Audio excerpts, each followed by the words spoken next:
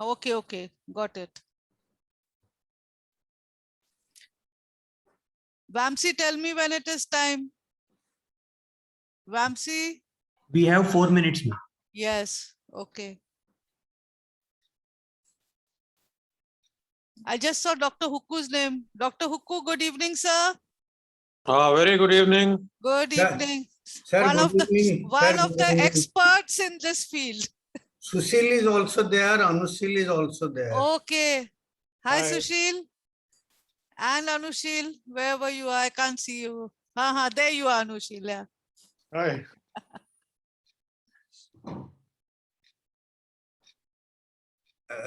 Dr. Susmita, Sir? nowadays, whenever we come on webinar, no, Mhm. every time I am seeing that Dr. Anushil Munshi comes with a new flashy color t-shirt. He has he must be stealing his son's shirts. But he my comes. wife says my dress sense is boring, so I should Only dress sense? Where is Sushil? We are not hearing him. Sushil must be busy doing something.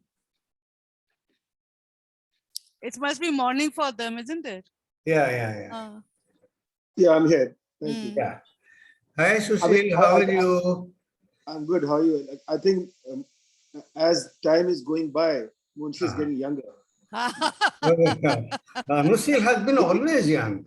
He's taking some magic pill, which is not sharing with us. He's not telling us. I thought the topic was setting up radiotherapy No, department. it begins with teasing Munshi. I've asked him on the Facebook, please share the recipe. Yeah. But on WhatsApp, I saw Sushil wearing a nice, colorful jacket. I'm getting inspiration. No? Like my younger colleagues are giving me big complex.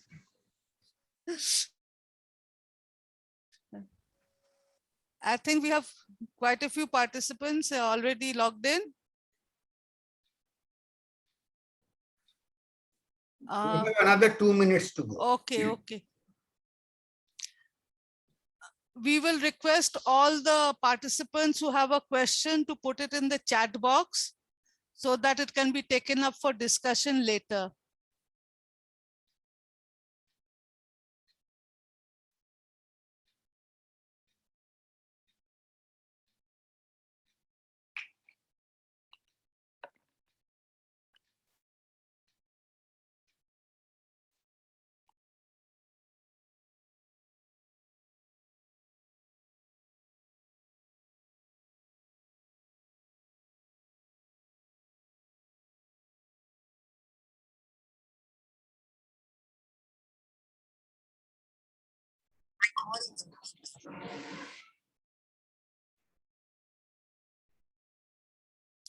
Sujata's iPhone is N Sujata.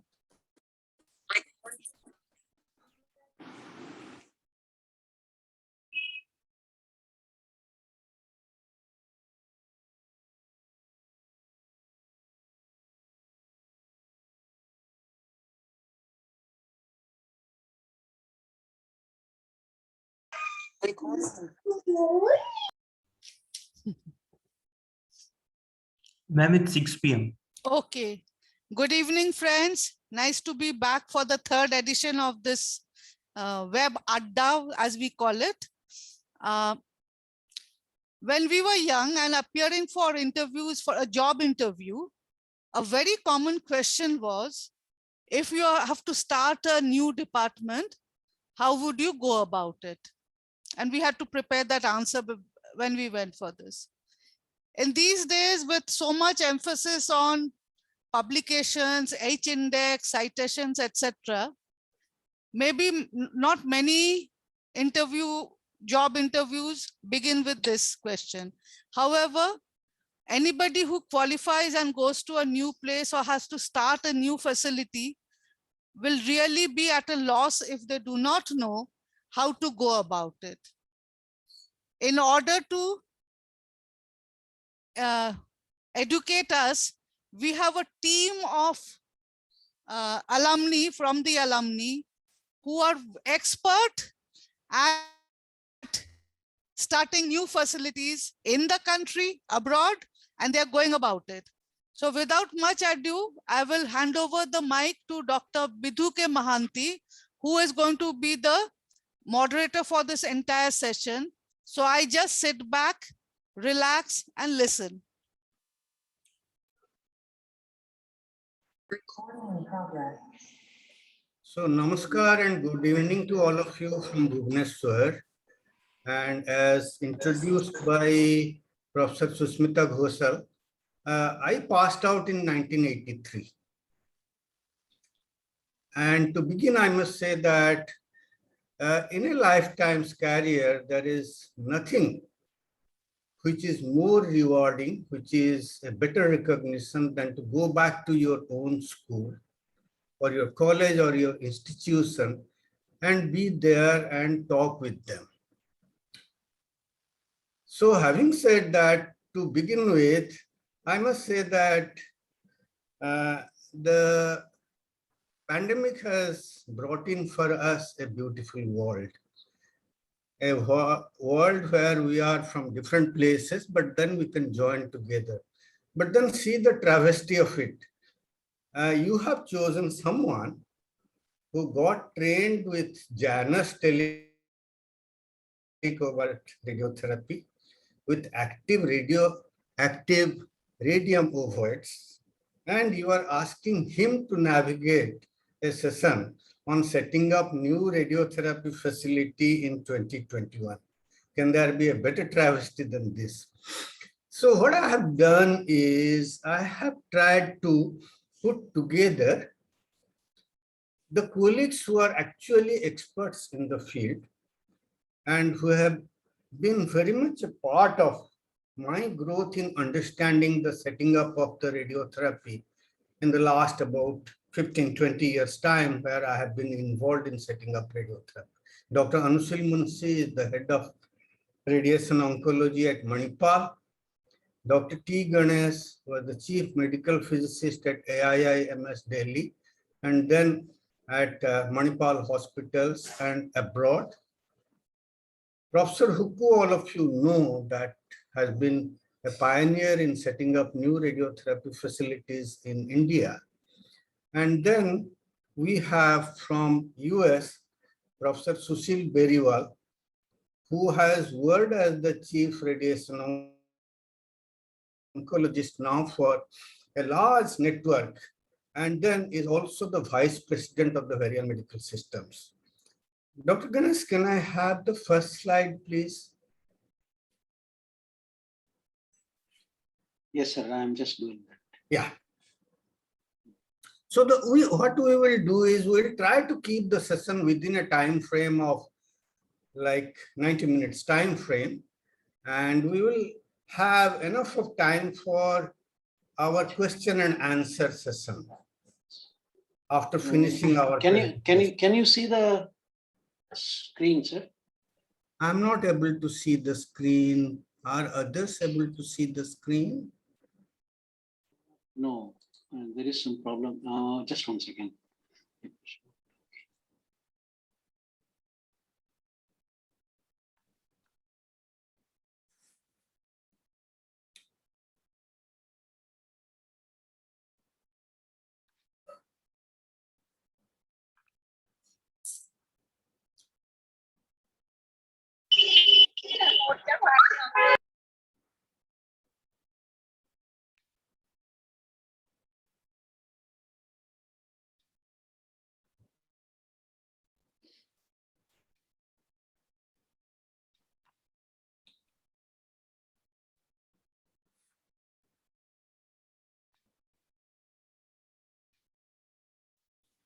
So what I will do is I will give a brief on why there is a requirement for setting up new radiotherapy facility. And broadly, I will speak about what is the present scenario globally, and then I will hand over to Dr. Munshi to speak about what's the situation in India.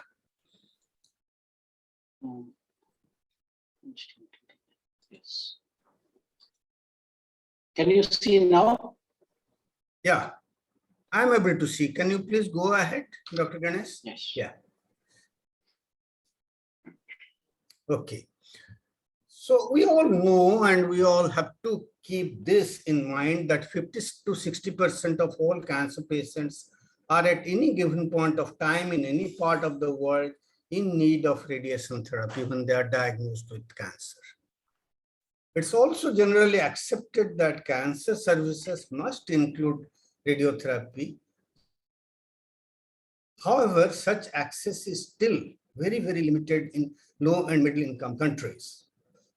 Factors such as availability, accessibility, acceptability, and for that matter, the quality of the fundamentals related to having an attainable standard of care for cancer management, as far as our integration of radiation oncology, is far from ideal in this part of the world.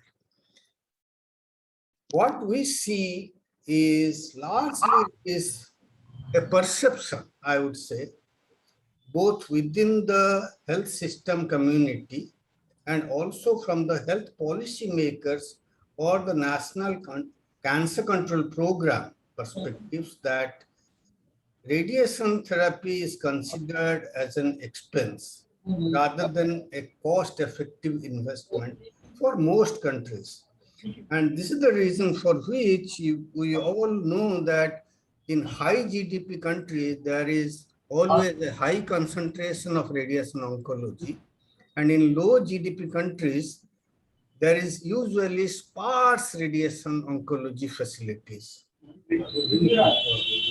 Can I have the next slide, Dr. Ganesh?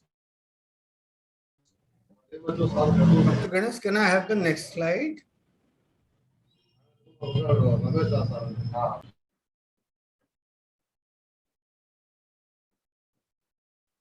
Okay. Okay.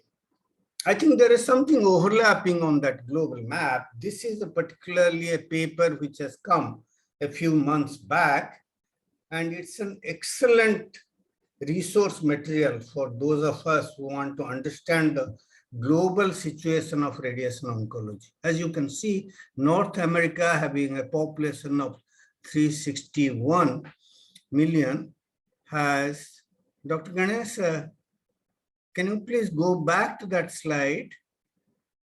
Yeah, no, that global map.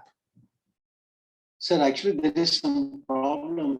It's that window is coming. Can you go back to Yeah, that slide? yeah. It's perfectly fine. I can speak on. The, So there is, as you can see, that 10.75 per million linear accelerator and 3,700 linear accelerator. In South Asia, India is part of South Asia for 8 countries, out of which 5 countries have radiotherapy facility. As per this particular paper, 377 linacs, although later on Dr. Munshi will show that there is some amount of discrepancy in this, but then linac per million is 0.44, which is correct. And then in Middle Africa, which has something like about 45 countries with 981 million, you have 48 linacs and 0.07 linac per million. So this kind of a situation is so skewed, as you can see. Can we go to the next slide, Dr. Ganesh?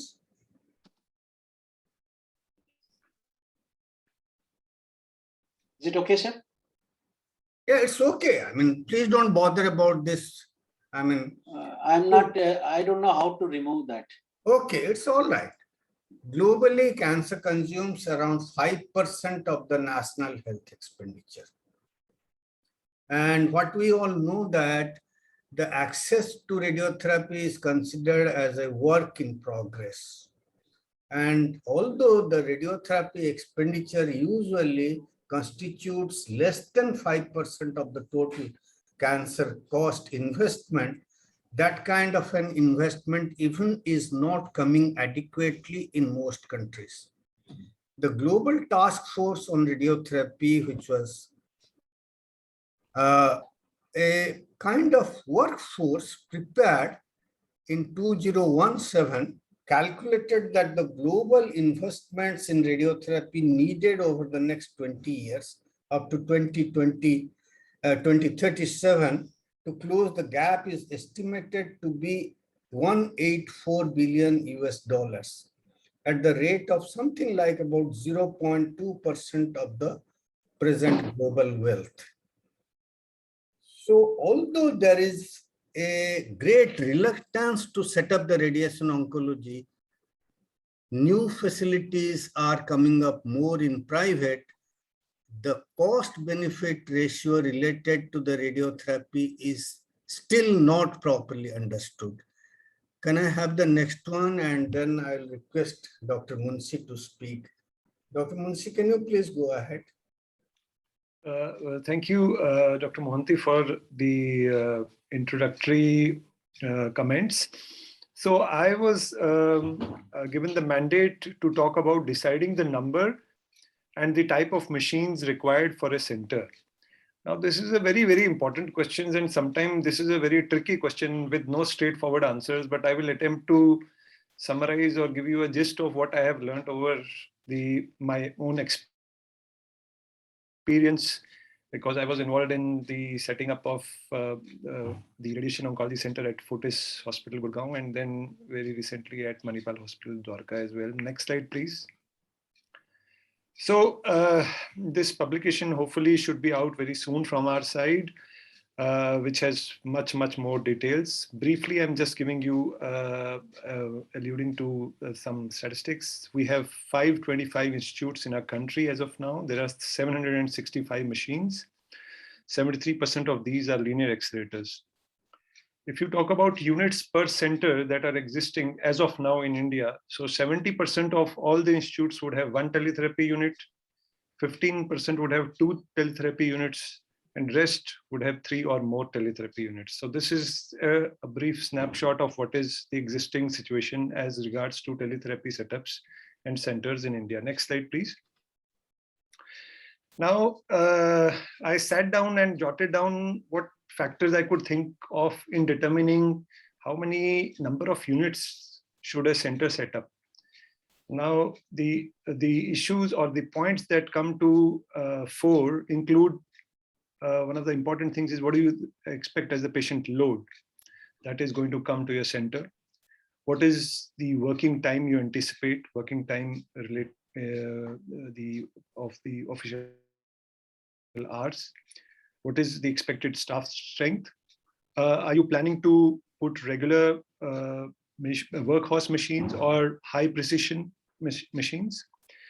Is it a tier 1, tier 2, or a tier 3 city? Very, very important is the budget that often determines the whole situation and makes sometimes your answers very easy also. And sometimes there is this concept of brand value, how you project yourself. Sometimes that especially in corporate hospitals, brand value projection, having that machine and then branding yourself in that position, that also kind of influences whether it's the number of units or the type of machine. Next slide, please. So tier of the city can determine vendor response time, which can become crucial with single linear accelerator centers. So that is an important factor that needs to be kept in mind. What is the efficiency of treatment schedules or maintenance schedules in the region? Also remember that there are around, keep a margin of around 15 to 20 minutes per patient slot. Now this, I've kept a variation 15 to 25 minutes because it depends on the complexity of treatment that you are expecting to give through that machine. Now, typically, if you ask the vendors, the linear accelerators do not officially require any rest. Protons, it is said, they need around 8 hours of maintenance in a day for 8 hours in a day for maintenance and upkeep.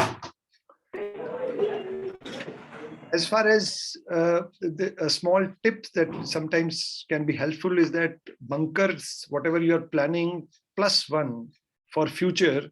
So if you're planning 1 and sometimes it may be it may be prudent to have an additional bunker just in case and if you are expecting the patient numbers to go up very soon, so probably that is also an approach that can be used. Next slide, please. Now, the other question, the type of machine that is to be installed. Now, I think the most important the question for you is whether you are installing a single machine, or you are planning to install 2 machines or more than 2 machines.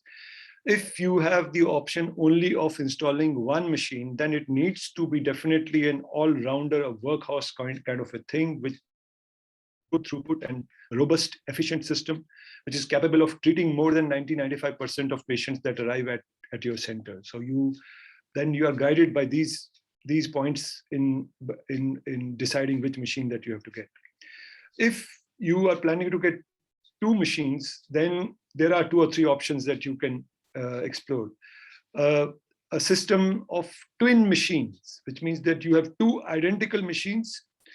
The advantage of this is that you can easily switch, just in case of one machine breakdown, you can easily switch from one machine to other. You can easily transfer your patients without much problems from one machine to another in case of a breakdown. So that is the advantage. The other option for a 2 machine center is obviously go for a 1 workhorse machine and plus 1 more machine for advanced procedures such as 4D, stereotaxy, high-end procedure, and so on and so forth. If you're planning to put more than 2 machines, then obviously you are in a much more flexible position in terms of options that you have. Then you can use different combinations of workhorses and advanced machines. So these are the points I wanted to share regarding the number of machines and the type of machines that you go on to install at your center. I will now introduce, and I have not introduced, Mr. Tarundeep Katiyal. He is the Deputy General Manager of Medical Operations at Fortis Healthcare, Gurgaon. But more than that, for the last about 3 to 4 years, he has worked with the Tata Trust for setting up the procurement, construction, vendor-related tendering process for the Tata Trust various hospitals in India. And I will request Tarundeep to please take us as regards the budget requirement, infrastructure and equipment and vendor selection and consultation process, how he has experienced all these activities. Tarundeep, please. Thank you, sir. Good evening to all. So I'm covering this 2 aspects. One is the infrastructure and the equipment vendor. This is a budget part also including this. So in budget requirement, basically there are 2 components. One is the infrastructure and another is the equipment part, which I covered into my coming slides. So can I have to next slide, please?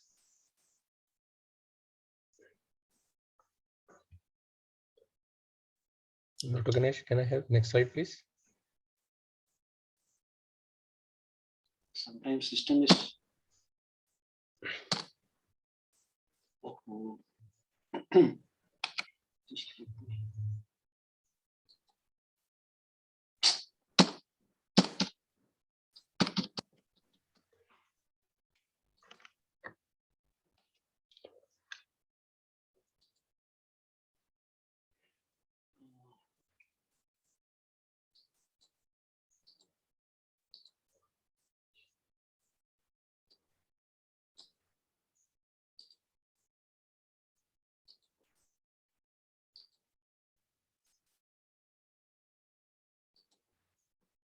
Are you able to see? Yeah, we can see, sir.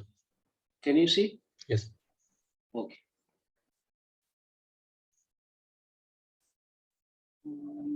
No. Oh, sorry. Wait. There is some problem. I don't know what is this problem. Can you see the screen or what? Sir, screen is visible, sir. Only some problem.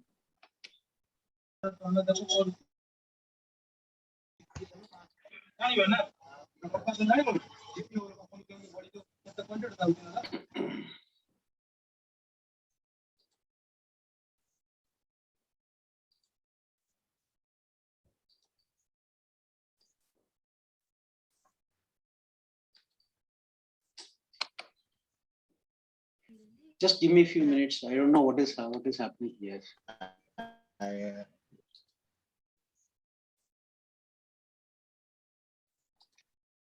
Dr. Ganesh, should I try Yeah. sharing from my screen or something? Yeah. Can you do that? Because will something is stuck up completely. Or I will just see if it's possible. Everyone can see this? Yeah. yes. Only thing is,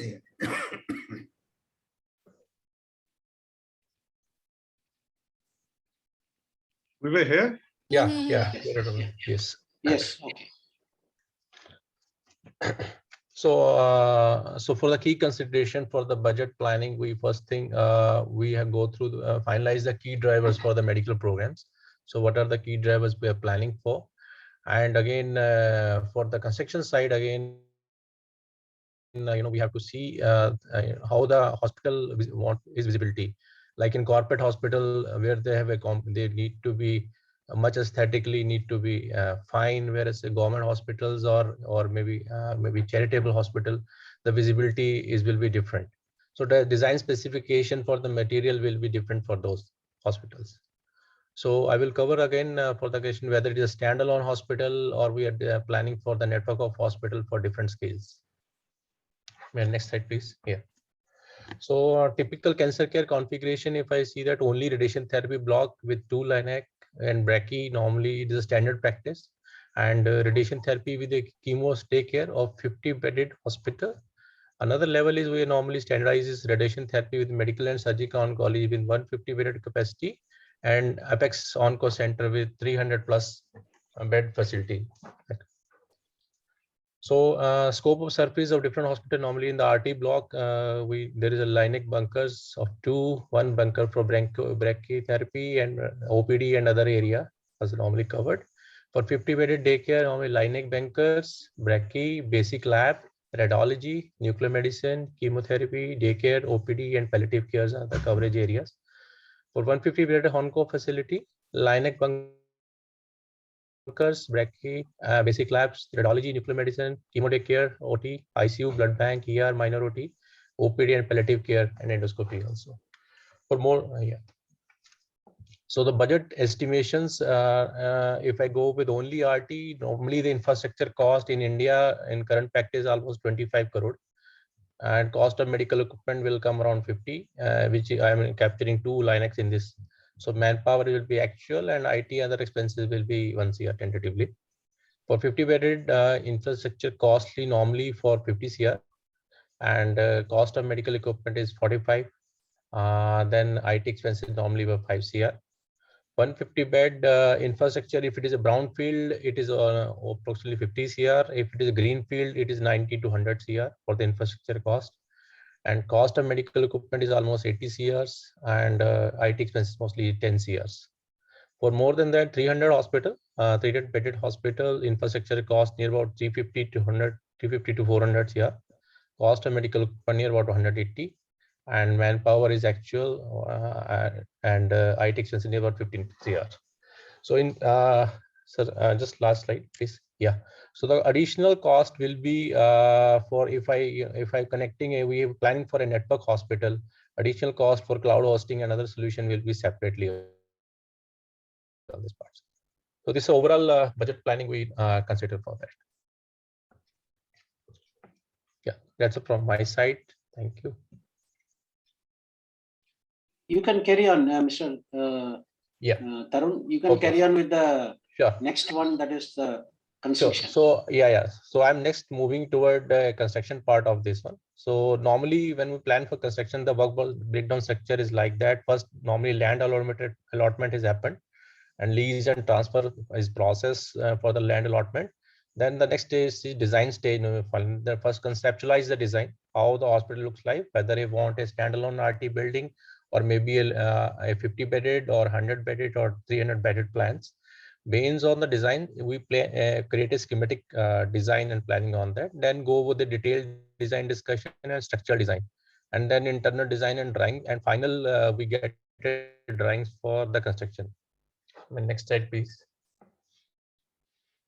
Yeah, so next is basically construction state. These all steps are normally include. One is the excavation, where we excavate the lands, foundation works, then line neck foundation first lift, second lift, slab, base frame fixing, then MEP works, first wiring, conduiting, ducting, then civil finishing, drywall, plaster, and other things will be completed.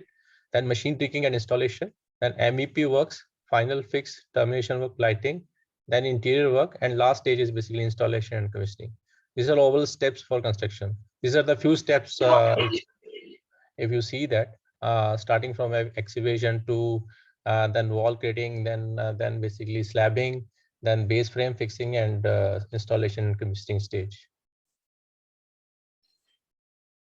So few things important to note, then it is very important a close coordination among clinical staff, medical physicists, RSO, construction team, project team, biomedical team, and vendor team is required in each stage. So there are some incident happens in my past experiences also. In one of the site where is constructed, and later on during the inspection we found that the sleeves position was on the opposite direction. So then again rework happened and a lot of money and time was wasted on this.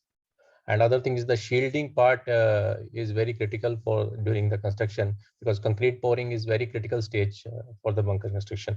So team, especially medical physicists team, should be continuously in coordination with during those stages in that. Yeah, that's from my side. Thank you. Dr. Ganesh? Yes, sir. So now moving on to the pre-installation requirements, there are two things. One is regarding the regulatory formalities, and the second one is the manpower requirements. Next slide. So first, let us see the regulatory processes and clearances that are required. Radiotherapy is a very special and unique area. It's not like you cannot say that this is my land, this is my equipment, I have spent the money, so I will purchase it and I will start immediately start the clinical services. There are stringent regulatory requirements and the conditions that are laid down by Atomic Energy Regulatory Board. And these conditions are laid down under Atomic Energy Radiation Protection Rules 2004. And these conditions are for establishing a radiotherapy facility, starting from layout approval and construction to buying a new equipment and installation, and finally license for clinical operation. For each and everything, you need AARB permission. One has to be familiar with all AARB regulations, and particularly the sequential steps. You cannot start with the multiple steps at the same time. So you have to know the sequential steps involved in obtaining the license for each and every equipment, and also the timelines that are involved in getting these licenses.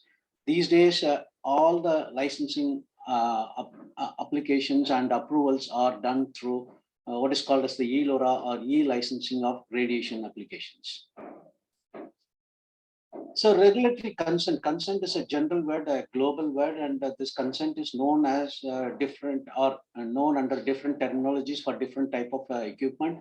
It is known as license for a teletherapy equipment and interventional X-ray and CT facilities, whereas the consent given by AARB is known as authorization when it comes to brachytherapy equipment and or obtaining a radioactive source. And it is simple registration when it comes to X-ray machines like simulator and honorary X-ray machines. And simple consent, also you have to take consent from AARB for the site, for the constructing of the facility, commissioning and decommissioning of radiation installation. Even for decommissioning, you have to take the consent from the AARB. And consent is given to a vendor also in the form of what is called as the type approval. These are given to vendors and suppliers for their machines, especially for their new machines which they want to market in our country. Next. And these regulations and requirements you can find in AARB safety codes and safety guidelines. These two are the important publications. These can be downloaded from the AARB website. When we talk about the AARB website, it is unlike other websites. This particular website doesn't work on all days. It functions more like an office and does not function on a Sunday. And on several days, it will be under maintenance for different reasons. And all your applications, and there may be clarifications that may be asked by the ARB. All these applications clarifications are uploaded only through eLora portal. You don't need any hard copies that need to be sent to ARB. Approvals are also only through eLora portal, but however, certain approvals which are needed by customs in hard copy format, they are sent by ARB in hard copy format to the hospital. So I'll just quickly go through the steps. I mean, I'm not going to go into the details, but you can see here from step 1 to step 11. For each and everything, there is an application for site layout approval, nominate RSO, application for procurement of the radioactive source. This is for telecobalt or gamma knife. So for each and everything, you need to apply through eLora and get the permission, and only then you will be able to pass on to the next step. Next slide.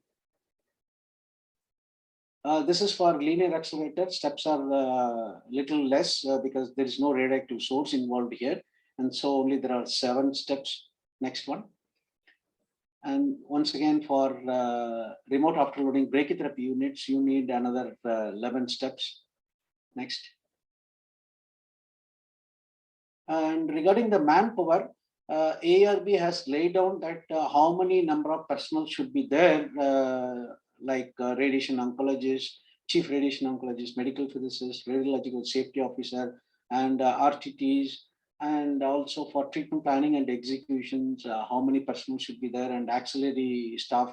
All these information are to be uploaded, and these are the criteria. Later on, we will be sharing all these with all the people who are attending. So you'll be able to find out. Please note that these norms are under revision, and a new version is expected very soon in another few months. Next.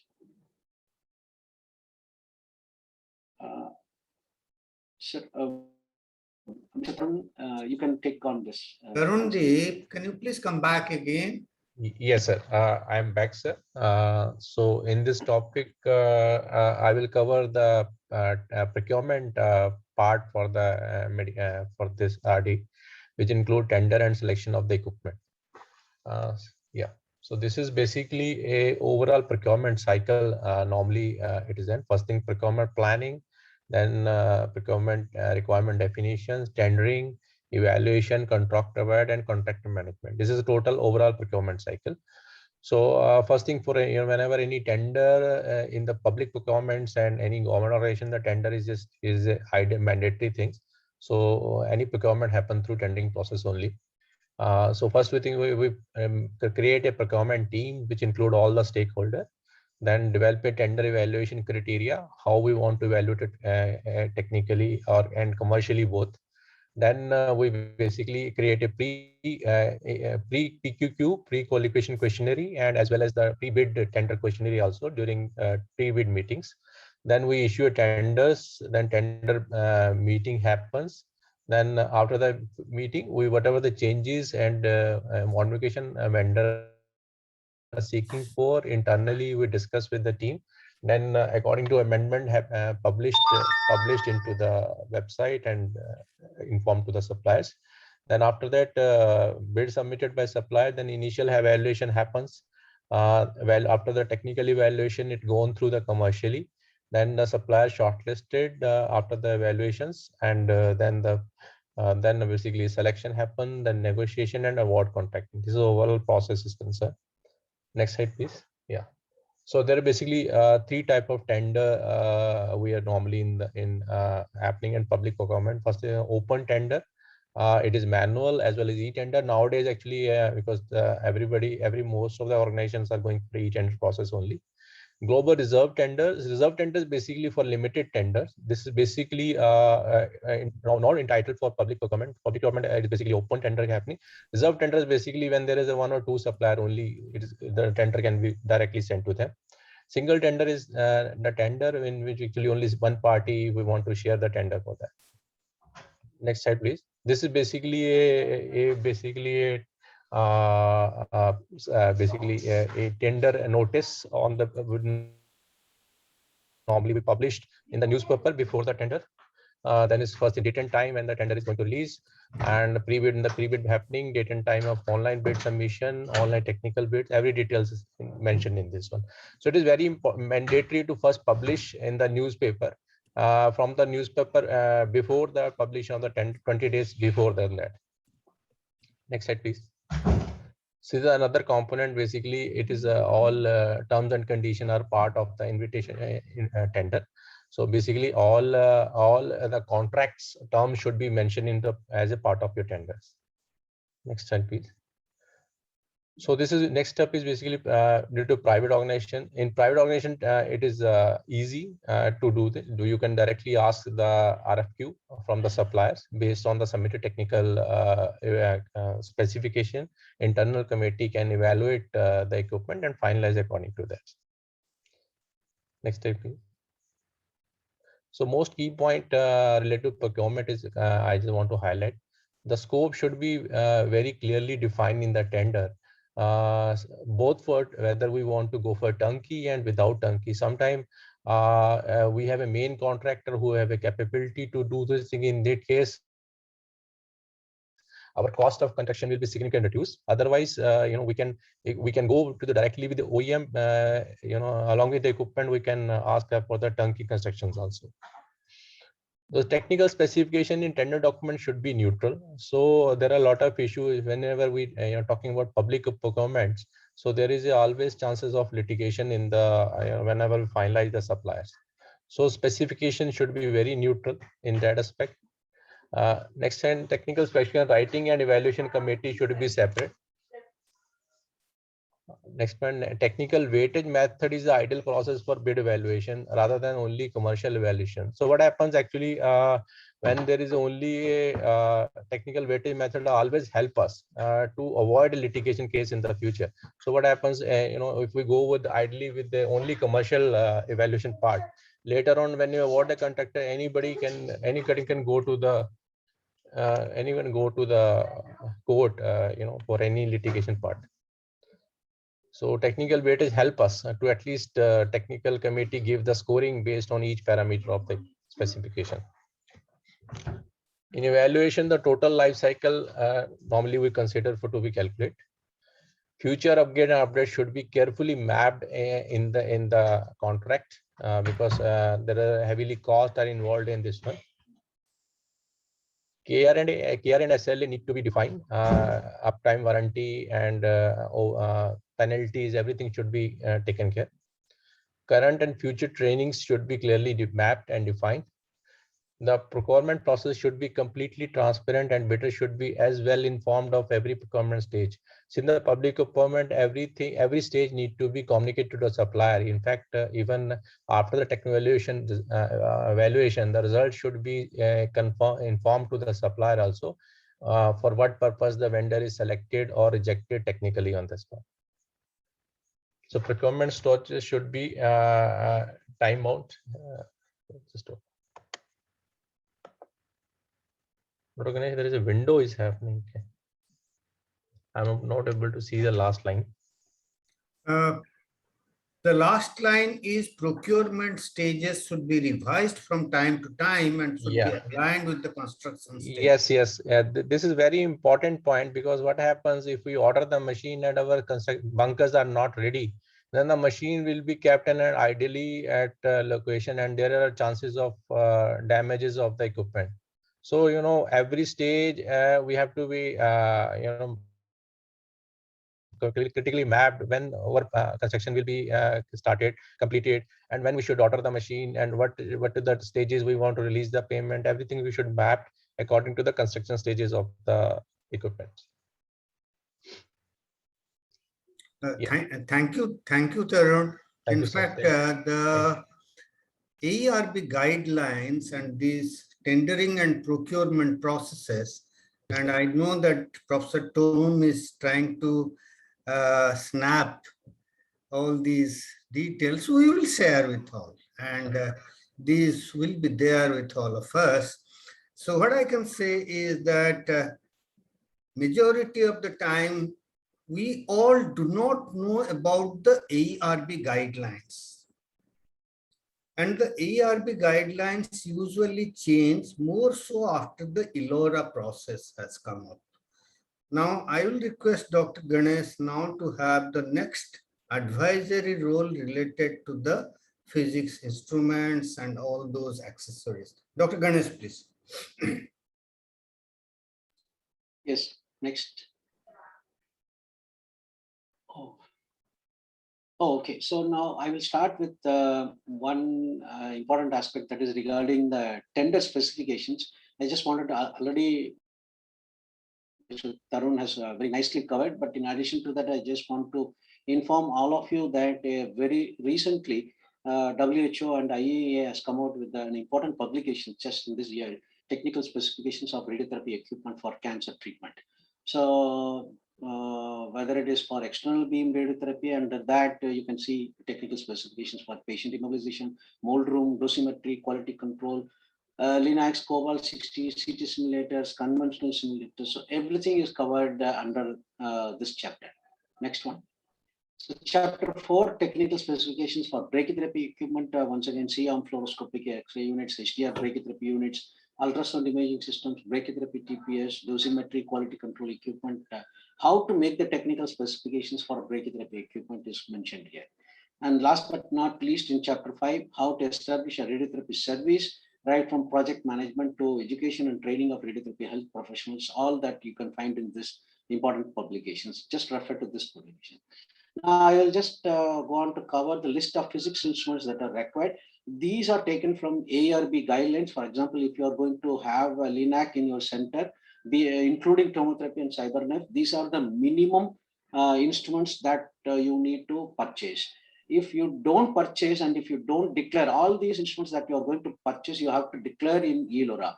You don't declare, you will not be able to even submit your application unless you have all these instruments that are in place. You will not be able to move ahead with your application process. So be aware that these are the instruments that are mandatorily required from AARB side. Next slide.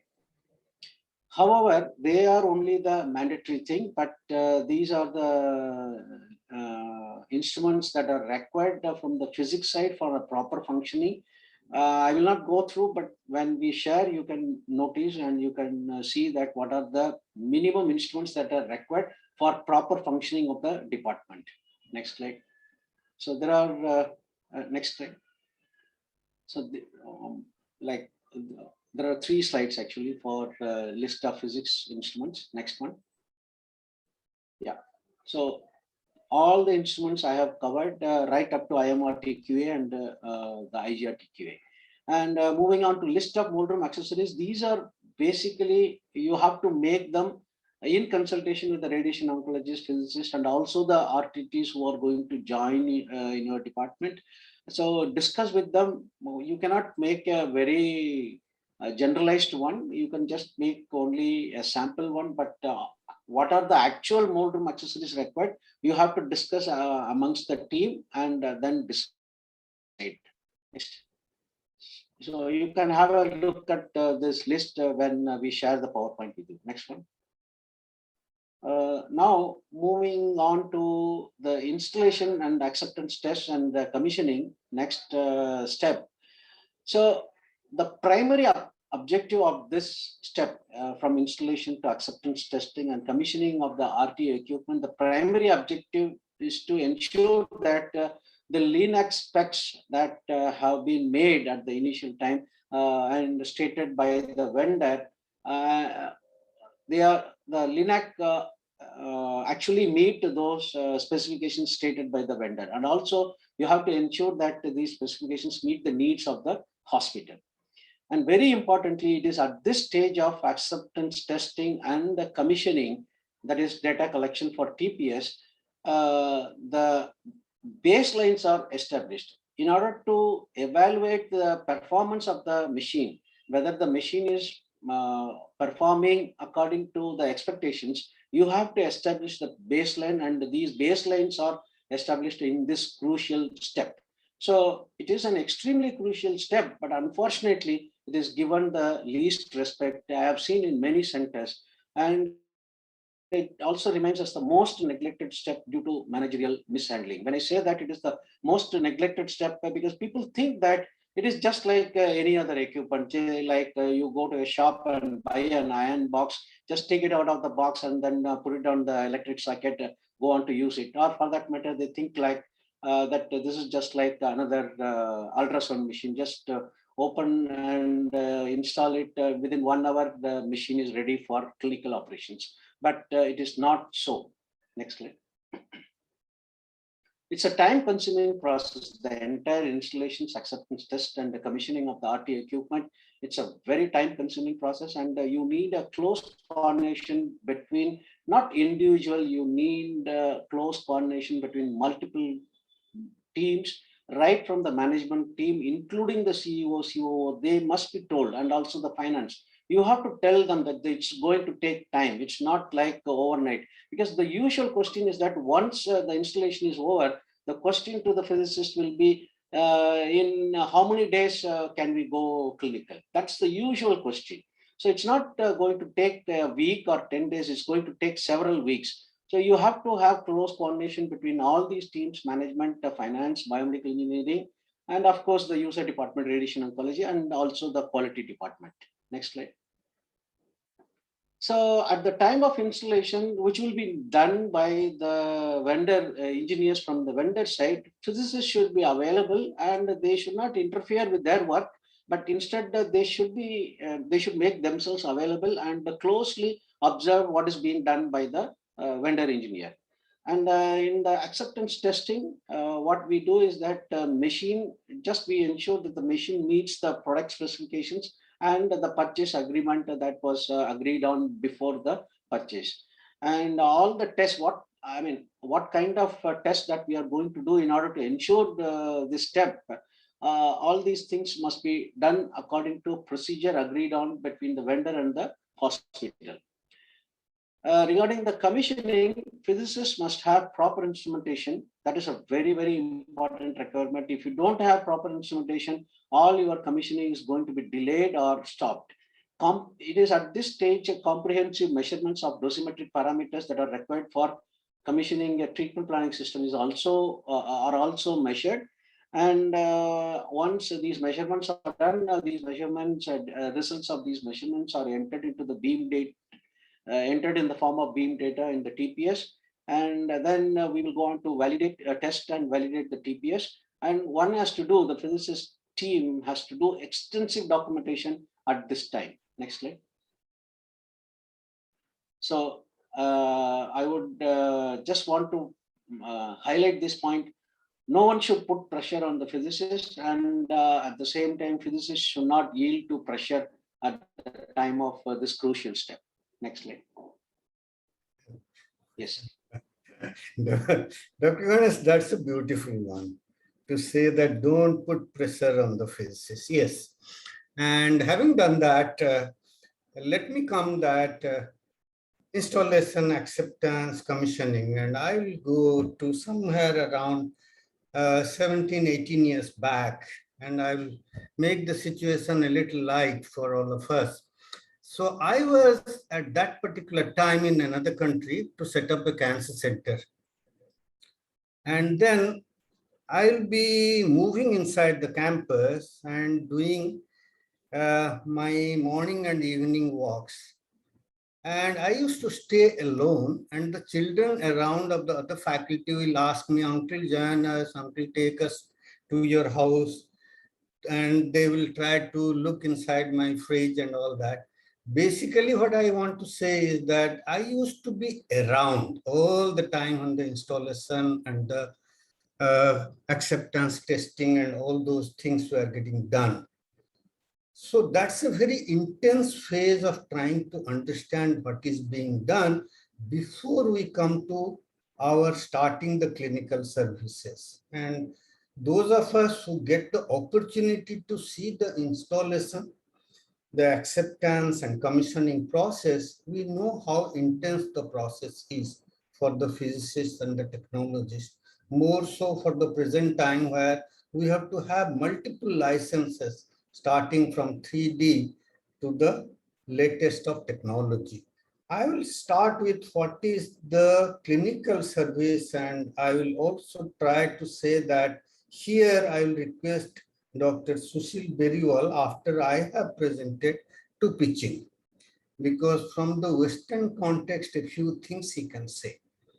So there are two sides to starting the clinical services. One side is to put our own standards and system in place. And the other side is to put our practices in place.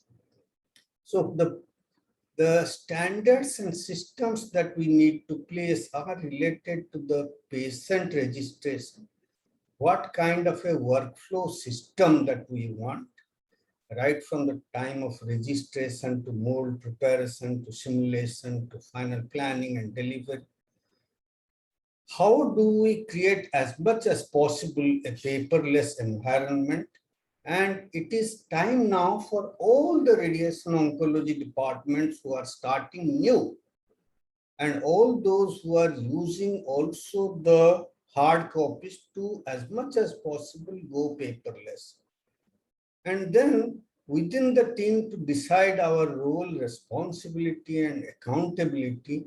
And for risk management, we must keep for each step our SOPs and our guidelines, our own organizational, institutional or department-wise SOPs and guidelines, and those should be signed document with dates on which date you have prepared that SOP or guideline for your department.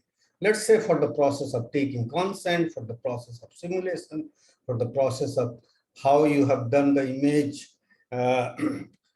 importing, all those things should be properly put as part of your SOPs. The next part is our practices related to the patient selection and counseling. And in the beginning, obviously, most of us who start in a new specialty, in a new hospital, we usually try to go slow and we go stepwise.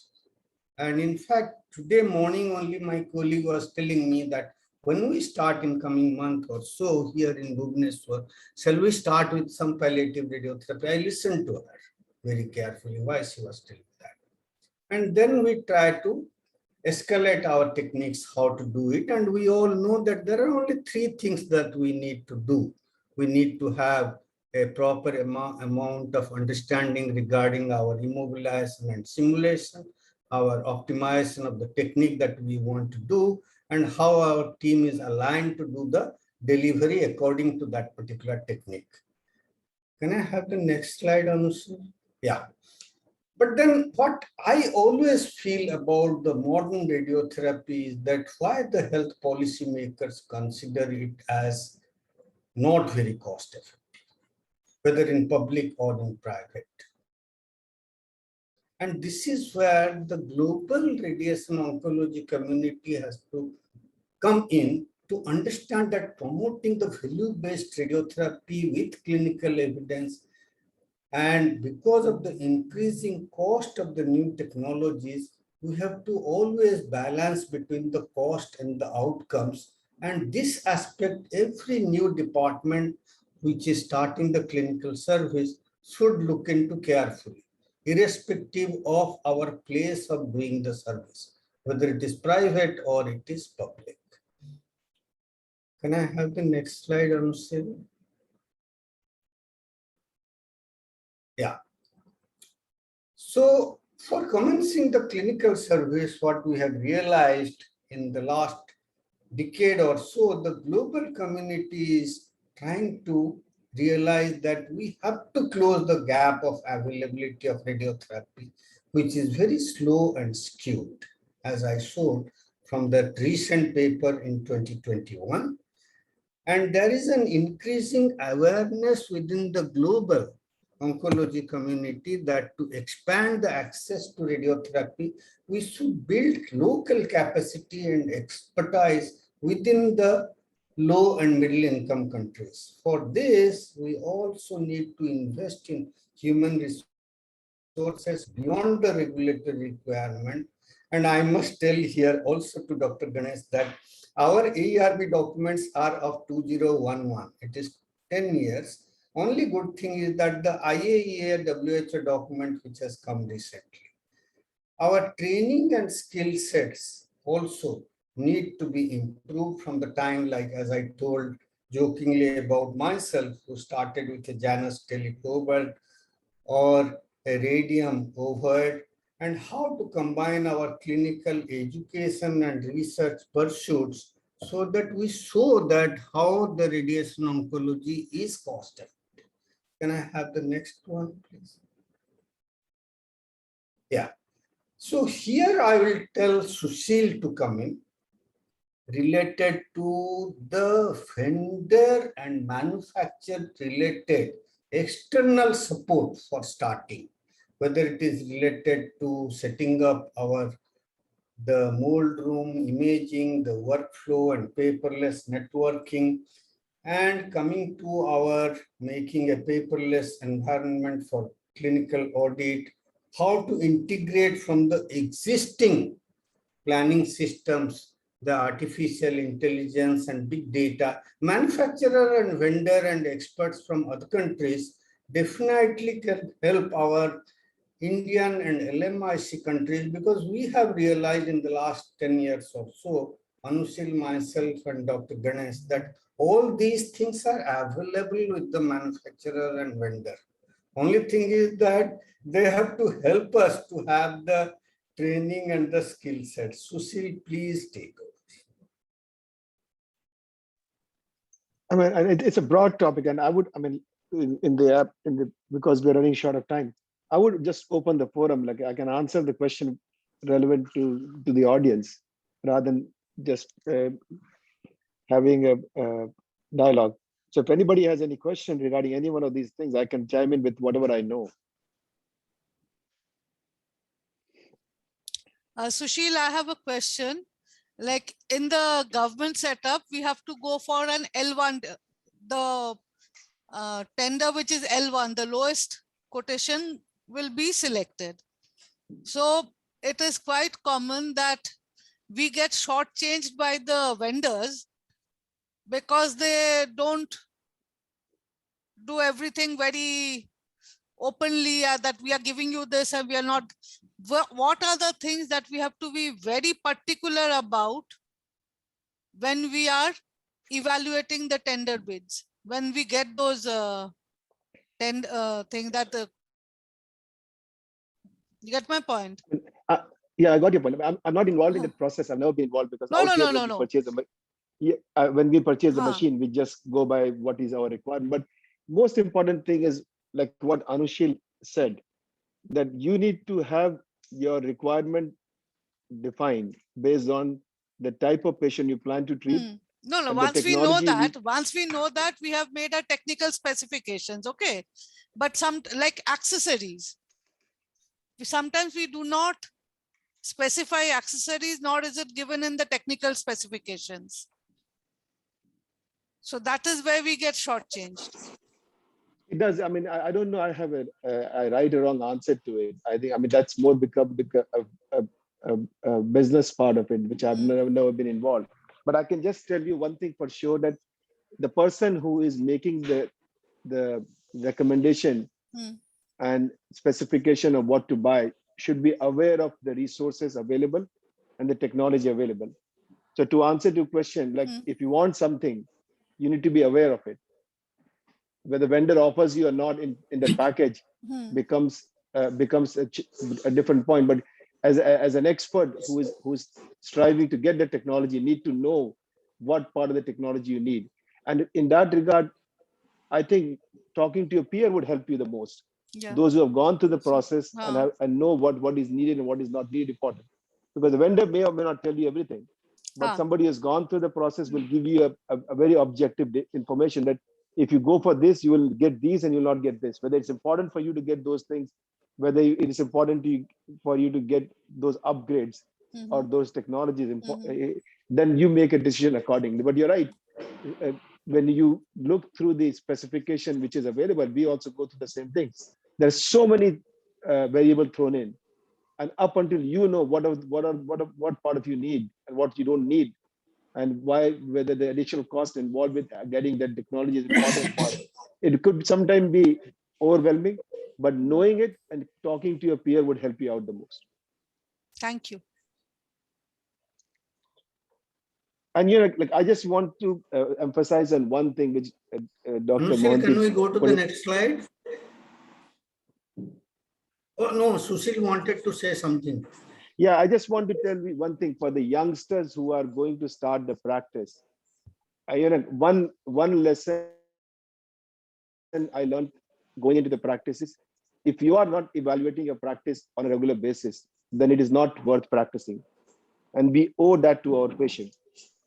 So radiation is something, once you deliver, you cannot take it back. And what I notice is that each and every step of the quality process should be in place for you to be able to treat the patient. Taking a shortcut would not help you out. I mean, as Ganesh said, don't bother the faces in terms of expediting the care at the cost of quality. Same thing holds for the physician. Like when you, if you bring up, Dr. Mohanty, can you bring up your slide which you had, the one before that? Anushil has to go back, yeah.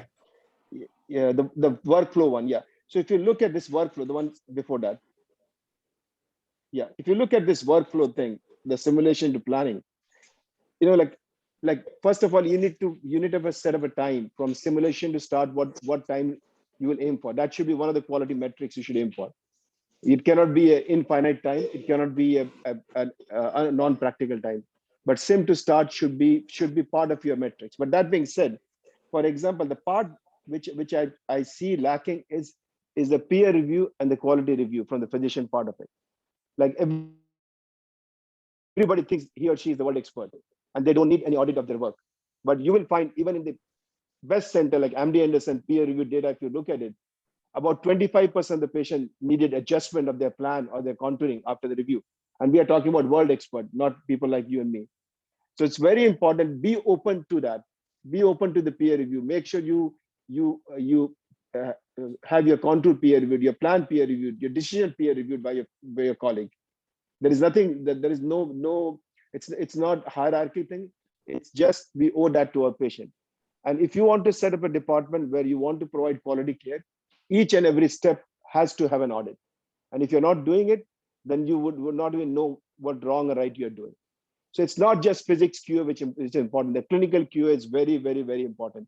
And as we become more and more complicated in terms of what we do, that QA becomes much more important because the margin for error becomes smaller.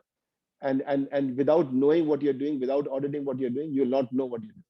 So it's very important for the youngsters who go out and practice. Be open to the criticism, be open to suggestion, be open to be seen by your peer in terms of every step of the process you do. If you're not doing it, you're not doing justice to your job, and we owe that to our patient, because ultimately whatever we do, it is to improve the patient's outcome. Thank you.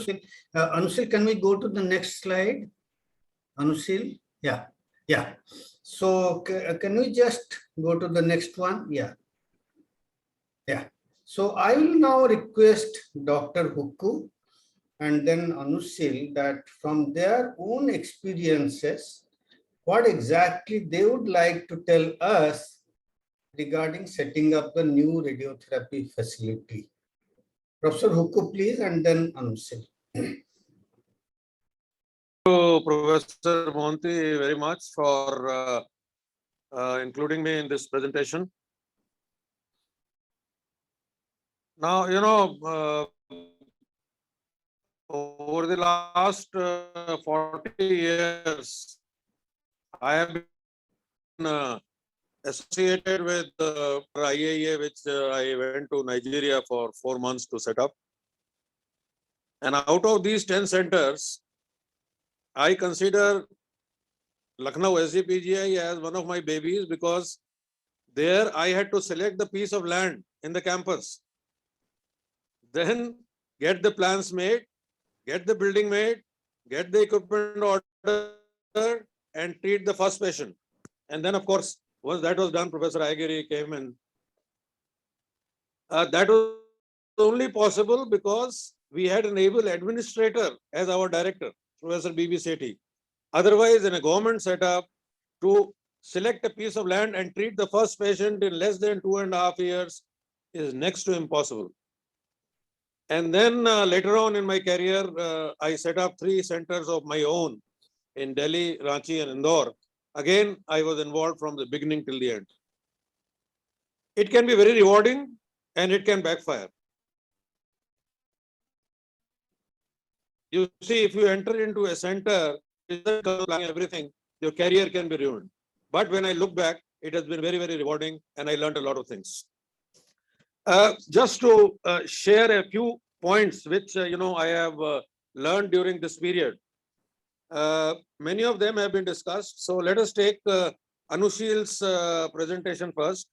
And this is about the number of machines. Anushil rightly said, it depends on the funds, the place of installation, the number of patients expected, and everything. That's right. The other thing which you have to see is that whether you are in a place where you have service engineer available. When you call the service engineer, the person is available in next 2 hours. The number of similar machines in the city. Now this is important because if your machine is down, you can have help immediately. Most of the centers, you leave aside the bigger players like Apollos and Fortises and Maxes. 70% of the private setup is actually done by small entrepreneurs, and they cannot afford to put 2 machines at one time. Of course, ideal is 2 machines, but it is not possible. So most of the centers start with 1 machine.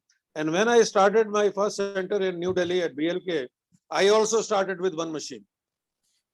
I was very happy to learn from Anushil that linear accelerator does not need rest. But it is also true that you cannot run it 24/7. It needs rest. But for 10 months at one point of time in Delhi, we ran this accelerator from 6 a.m. until 2 a.m. in the morning, 4 hours of rest every day. Of course, the staff came in 3 shifts. Whenever this happens, you will know before few months that this is happening.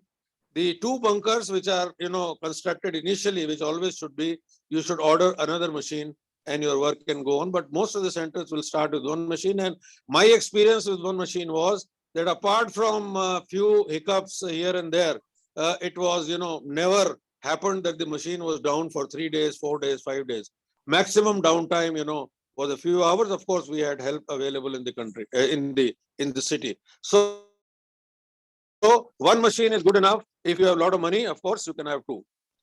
Now, type of machine is, of course, also dependent upon all these things. And it will also depend on, what amount of money you have, what amount of techniques your patients demand. And again, if the money is less, you can go for a platform which can be upgraded at a later time. Now, the other point which is very important is, apart from the machine, whenever you are starting a new center, you should choose the best manpower. I remember in 1996 when I joined Rajiv Gandhi Cancer Institute, Rajiv Gandhi, got people from various academic institutions. And because these people were there, Rajiv Gandhi became a history. Not that people from Delhi did not join.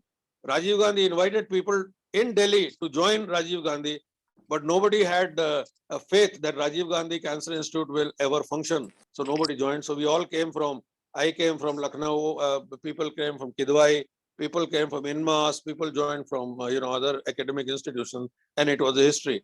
At the same time, I will not name the institute. It started the same time in Delhi, and it appointed either retired people or freshers. I am not against retired people, but in 1996, the retired personnel whom you employed were actually trained as a combined radiology, radiotherapy degree. They had not seen the equipment, and suddenly there was, a modern technology was thrown onto them, and it was very difficult for them to sustain. And that center took long years to come. So manpower is very, very important. You should not compromise. You spend crores of rupees on the equipment, and you don't want to pay the people who run those equipment. So choose the best people, pay them the best. Now, a few points about construction. Mr. Katyal very rightly pointed out concrete density. Whenever the new concrete you should always test the density. How the concrete is poured, it has to be stirred, otherwise there will be air bubbles, and these air bubbles will allow the radiation to pass through. There will be holes in the concrete walls, they should be avoided. And if you don't do that, you will end up, he pointed out, I also had one experience in one of the premier institutes of Delhi. And if it is a big player, they can afford to wait for 3 or 4 months again to, put steel plates and get a AERB approval again. But if it is my money, I am paying interest on the loan.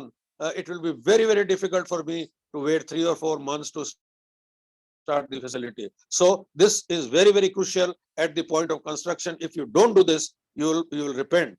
The other important point is waterproofing. Another big institution in Delhi, the machine got drowned in water because the water came up and that machine had to go back because it was not workable and the new machine came. So that is also very, very important, and these points have to be seen by the people. Now, 2 or 3 points on the budget in the government. The greatest difficulty is to get the money allotted by the administration for radiotherapy. In private sector, of course, the money, there is a lot of money. And so there is not a big problem. For small entrepreneurs like, I did, or like many other people are doing, money has to be taken on loan. And now, of course, when we started in 2009, it was 14% interest, which is quite a lot. Now, of course, it is slightly less. The problem is that when, the Mr. Katyal showed very beautiful flow charts for tendering and, procurement, or, how to select the equipment. But in practice, agree with me that in government hospitals, it is the mantri who decides which equipment will come, and in the private sector, it is the MD or the CEO who decides what equipment will come. Actually, this is a wrong practice. The people who have to work, if you have chosen the head of the department, you involve him in selection of equipment. If you have not chosen the head of the department, it is better you opt somebody from the city who's experienced whenever you are choosing equipment. Otherwise, the vendors will take you for a ride. You should, when you are negotiating with vendors, negotiate for 3 to 5 years of CMC. You should negotiate with them for 3 or 5 years of source or brachytherapy. You should ask them what are the parts which will have end of life in next 5 to 7 years. They don't tell you that. And in 5 to 7 years, they ask you many lakhs of rupees because many parts have end of life. So those things are also very important from the vendor's point of view. Vendors are very clever. They will never approach the medical people. There was a dinner in Delhi many years ago by a big vendor of Linac. There were 25 people in the room. There were only 3 doctors. The other 22 were the MDs and CEOs and the owners of big hospitals or new hospitals which are likely to come. So vendors are very clever because they can push in extra equipment. They can, when they are dealing with the CEOs and MDs. But if the technical people are there, it is very difficult for them to do that. So do that. That's very important. And one more point before I finish. As Mr. Katyal said, construction and arrival of equipment, very, very crucial. In SGPJ Lucknow, the Linac came from, it was from Mitsubishi, Japan. It came 4 months, 5 months before the building was complete. One morning, the director of Sanjay Gandhi went to the stores. He said, let us shift these crates to the area. And people shifted those crates, and high tension oil, the box was placed upside down. By the time the machine installation time came, high tension oil has leaked, and the machine, it was the Linac never worked well. So that is very, very crucial. And finally, as has been said, audit is very important. Practice what you have learned in your institution. Don't have shortcuts. Don't do unethical practice. If you work well, straight, treat your patients well, you will produce good results. That will bring patients to you. And as a good beginning, if 2 of you or 3 of you are in the department, do audit of each other's work inside the department so that you learn your shortcomings and improve. So this is in short, I can say what I have learned over the years. Maybe I have missed some points, but then I think that's what. Thank you very much. Anushil? I think Dr. Hukku has summarized all the points so beautifully. I don't think I have anything more to add. So now I will request then Dr. Susmita to take over, and maybe from your side you can have the question and answer. Can we have the next slide, Anushil? Yeah. In the chat box, I noticed some of the questions have already been answered by people in this audience. So the only question that is yet to be answered was how much cost per day for electricity and maintenance? Abhradip had a question. Okay. Dr. Ganesh, would you like to answer this question? The cost of the annual maintenance of a 1 or 2 LINAC facility. Would you like to answer, Dr. Ganesh? I don't know, sir, about the electric consumption, but all that I can say is that, and also Mr. Tarun Katyal, he has confirmed it. We need a 200 kVA connection for each machine. That is the kind of connection that is required, 200 kVA load. But actually, how much will be the running cost? I'm not sure. Okay. Dr. Hukku, I will answer. yeah. Dr. Hukku, would you like to answer this question? Dual stage about the electricity charge. Maybe you have to switch off your video so that your voice comes. If you switch off your video, your voice comes clearly.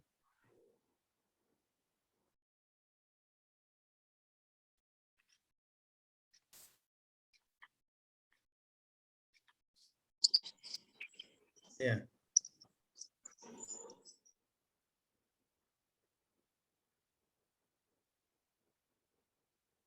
Would you like to say, Dr. Hukku, on this point? Dr. Mohanty, can I speak? Yeah, Come please. here. Please. 3 lakhs for 1 LINAC electricity per month, and 5 to 5.5 lakhs CMC charge for 1 LINAC for 1 month. And every year there is a 5% increase in CMC charges. Okay.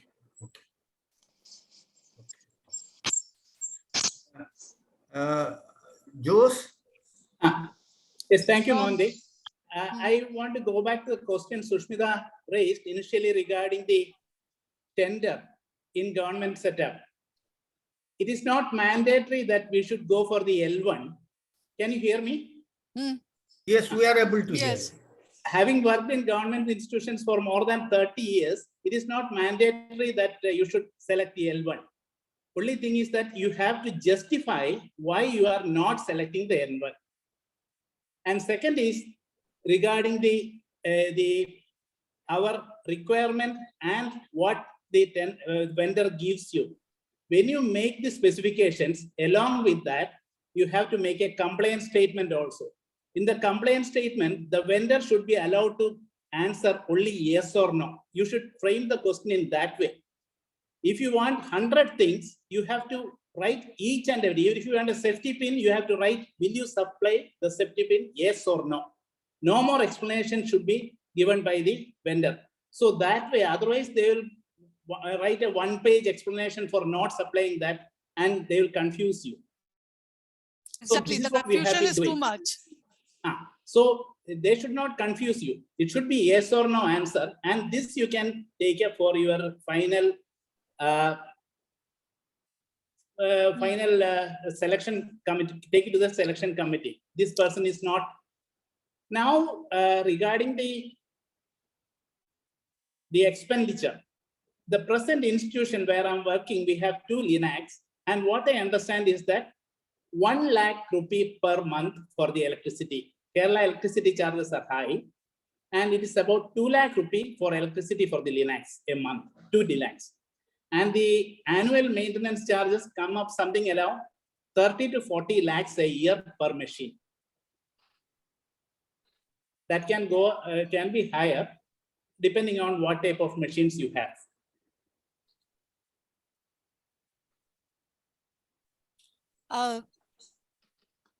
Something I wanted to ask Tom. Tom, I wanted to ask you another question.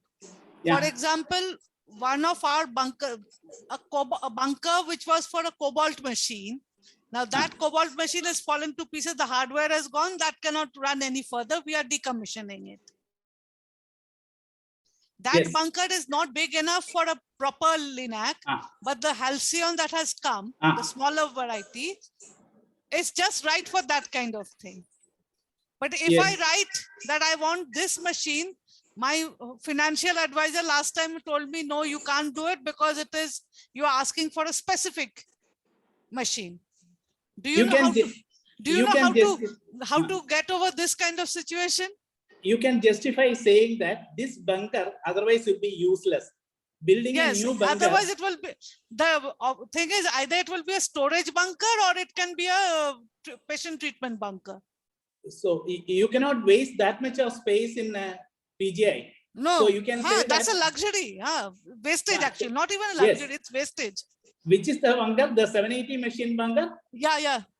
The Okay. room number 12, the corner one, yeah. Okay, so that one, you can say that otherwise that will be a useless area and the cost of building a new bunker is too high. So you can say that this machine will do the work which you require and it will be suitable for that bunker. I say that should be written very clearly. Otherwise, they will say you. Yes, Later they'll say last that time we this took it, last time we were very confident we'll get it through and they threw us out right away because we had said that it is one particular make of machine. We can make that more rounded, I suppose, and make it, but then we know what, the only thing that come there is a Halcyon. So you can say that you need not say that it will be Dr. Halcyon. Susmita, can I just Sir. say something beyond what Jose is telling, that what has come up in the last few years is regarding certain scientific instruments and regarding certain biomedical devices, the central government's tendering process is now more specific related to the quality. Okay. And your FS should know about this central government tendering process. The central government tendering process no more is looking into related to issues about the L1 tendering of different vendors and all that. Supposing there is only one vendor, I will give you an example. Let's say that in April of 2020, there were no RT-PCR platform available in India. So what was being done? What was being done was that the RT-PCR vendor which came to India was accepted as the one who is going to provide for the clinical services. So the central government tendering process may be in a very sensitive way, because as you know that, I hope there are no bureaucrats in this group. As you know that the bureaucrats think that they know everything. Of course. In the ideal real world, they don't know everything. And when we went for the second RT-PCR platform in India, then there was again further question that whether certain centers will get it through tenders. No, it was not required through tenders. Otherwise, you have to tell your FA in a lighter way that can we open a cafeteria here for PGI? I suppose I'll have to try some trick like that. The problem is, instead of punishing the ones who are actually cheating or doing hanky-panky, they are never punished. They try to make the laws even stricter and stricter, and as a result, it becomes too much for us to handle. Anyway, thank you for the ideas. I'll try that out. What about other questions? Actually, there were many questions, but somebody else has answered them. There was another question. Another question was about how frequently we need these software updates, to which Dr. Sushil has answered that some of them are just updating the ones we already have, which we understand. I think that has to be put in when we are writing the thing, that periodic upgradation of the existing software or to the latest software, that has to be put somewhere in the technical specifications when we are writing that. And there can be a newer things. So anything about Dr. Sushil, could you tell us about the ones that we don't have, but we would like to have in future, for example? I mean, like anytime you go for an OS upgrade, they add new features, but you have to decide whether those features are important for your practice or not. Practice, yes or no? Sometimes they are, sometimes they are not. If you're not going to use those features, then you can defer. We used to do it all the time. We used to do it all the time. Just because it's latest and newest doesn't. Keeping up with the Jones. That was the thing. And that because of that, some of our physicists insist that I need this also, I need this also. This is the best, which escalates the cost. And sometimes we get wrapped on our knuckles because of that also. You are asking too expensive things. But I want to emphasize, I don't want to upset faces after what Ganesh said. No, Ganesh, no. Sushil, can I ask one question to you? Yeah. While preparing my introduction slides, I read one paper that although there is more than 10 per 1 million population LINAC in USA, one study showed, I didn't show that paper, that patients coming from more than 50 miles for a radiation oncology facility in USA for a radiotherapy course, they surveyed something like about 12 cancer centers, and they found that 12% to 15% of the patients coming from more than 50 miles are falling out of the treatment course related compliance. Is that correct picture? It is. You know, you have to realize, we talk about in India, the density of radiation therapy is not the same. So in some places in Midwest, they are too far apart, and everybody has to earn a living. They have a job, they have to pay the bills. So sometimes it becomes very challenging. It may not be as extreme as we see in India, but it's part of the economy in the sense that, like, I give you an example. I live in Pittsburgh. We serve a 2 million population suburb, and we may have like 30 facilities. Like we may have close to 50 linear accelerator, which is a very dense area. But if you go to, say, middle of Western Pennsylvania, then somebody may need to travel 50 miles to get the treatment. And you know, the other factors do come into play. And not only that, because of that, women do opt for mastectomy instead of getting lumpectomy and radiation therapy. People do opt for brachytherapy instead of getting external beam radiation therapy. So there are people have to adjust to what they can do and what they can't do. So it's not, the disparity is not the same as we see in India, but disparity in any economy is there. Like in US is not an exception to that disparity.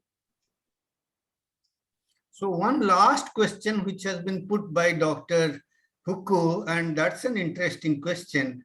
At the end of the session, if Professor Susmita allows me, he asked that how many young radiation oncologists want to be entrepreneurs? Can some young colleague answer this? Nagarjun, are you there? You know, I would just want to emphasize, entrepreneur is a very broad term. Setting up a department may be entrepreneur, but you may run your practice like an entrepreneur also. I can see Karan Chanchalani. Chanchalani, will you open your mouth and say something? Karan? Yes, ma'am. Yes, ma'am. Yes, ma'am. Actually, I missed part of the question. Can you please repeat? I'm actually in the middle of my consult also. How many youngsters in this group want to be radiation oncology entrepreneurs? You are young, pretty young, and I'm sure you are setting up radiotherapy practices in Pune now? No, where are you now? In Satara? Solapur, ma'am. Solapur, okay. Satara, I already done my stint in Satara. So continuing the same rural stint in Maharashtra, I've relocated to Solapur. And but I think are you I an heard Professor, Are you putting your money in, or is it somebody else's money? not yet, I am not that rich enough to put my money in yet right But now. but I would you like heard to? Professor very well. Yes, for sure. Definitely, it is in pipeline down the line. I heard Professor very well mentioning something that you can run your practice like an entrepreneur. So even if you are entrusted with somebody else's investment, a radiation oncologist is required to manage the entire show based on his experience and expertise both. And you also need to learn a lot of administrative tricks and techniques apart from the radiation technique. So yeah, but finally the way the practice is going forward, being a purely referral-based practice and depending on the medical and the surgical colleagues for referrals is something which is getting the branch pulling it back. So so we need to find out some way to become independent in the practice. So right now I'm going through that phase. Okay. But maybe one day you will have your own center.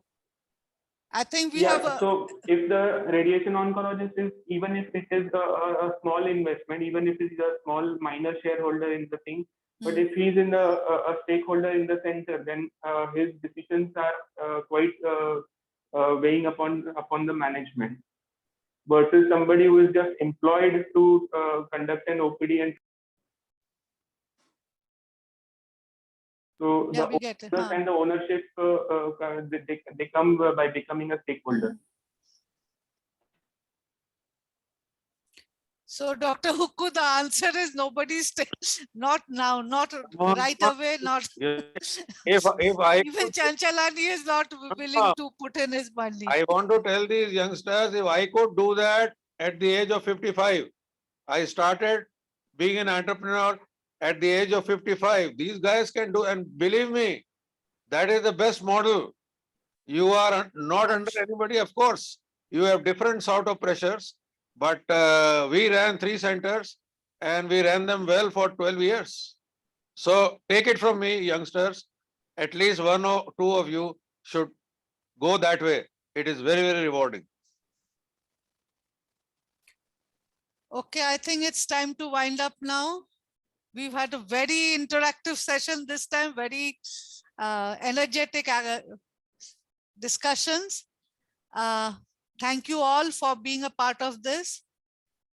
The next session will be sometime in middle of December. This morning, we have decided the topic for the next discussion will be publish or perish. And we will have a small group like today who will be doing the work and talking to the people as experts. But the best news that I would like to give, that if Corona is the way it is, and then perhaps the end of March, we are going to actually have an alumni meet at PGI Chandigarh. Please block your weekend. In all probability, it will be the last weekend of March 2022. Let's hope and pray for this, and let's meet after ages now. With that, thank you, everybody. Good night, and Sushil, for Sushil, it will be good morning, I suppose. Okay, bye-bye. See you. Thank you all. Thank you, you all. Dr. Thank you Mohan. all.